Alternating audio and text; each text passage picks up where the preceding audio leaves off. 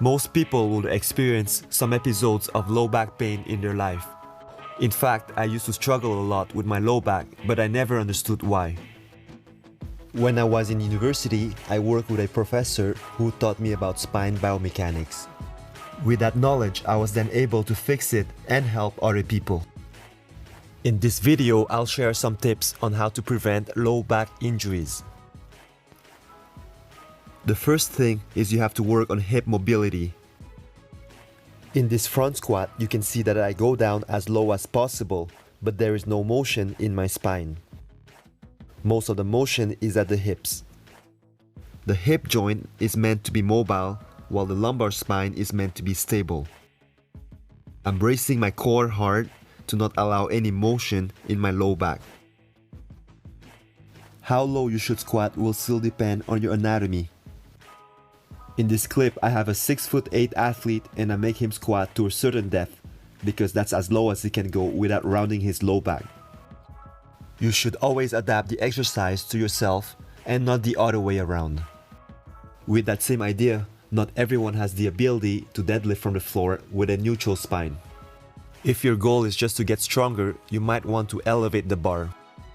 If you don't compete in powerlifting or Olympic lifting, you don't need to deadlift from the floor. You can also use a trap bar instead if you have access to one. In this clip, you can see his low back rounding at the bottom of his squat. Now let's look at what happens in your spine when there's compression and flexion. This stresses the posterior part of the intervertebral discs and over time can cause a disc bulge. There are benefits with doing deeper squats, but it should never be at the expense of hurting yourself. The same thing can happen when you do sit-ups or any type of crunching exercises. You flex your spine repeatedly and over time this can cause an injury. Instead of doing sit-ups to work your core, you should do planks instead. You should train your core to absorb motion rather than create motion. By training that way, you'll become more athletic, but you'll also put yourself at a lower risk of injury. My next advice is that you should avoid stretching your low back if you don't need to. A lot of us spend a big part of the day in a forward posture, sitting at work or at school. You don't want to stretch it even more. You should avoid those stretches where you bend forward. Instead of stretching your low back, work on core activation.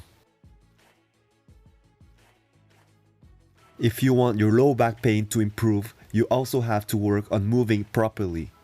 Not just in the gym, but in everyday life motions. Like picking up something from the floor and getting up from a chair.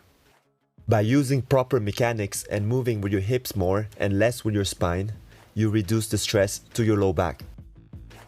Here's a recap of all the points I mentioned. Work on hip mobility and spine stability. Adapt the exercises to yourself. Don't do sit-ups or crunches. Train your core to stop movement. Don't stretch your low back and work on basic movement patterns. Let me know which one of these points you will work on, and if you like this video, make sure to subscribe to my channel.